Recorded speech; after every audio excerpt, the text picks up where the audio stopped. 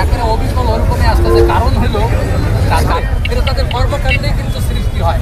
তা না হলে ক্ষমতা আসলে সার কেলেঙ্কারি, তেল কেলেঙ্কারি, চাঁদাবাজি, লুপ্তরাজ, চিন্তায়, এগুলো কিন্তু আসলে তাদের কর্মকাণ্ডেরই মানে বহিঃপ্রকাশ।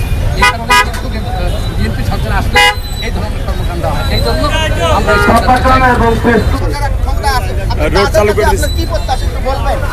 আমাদের প্রত্যাশা একটাই, সেটা হলো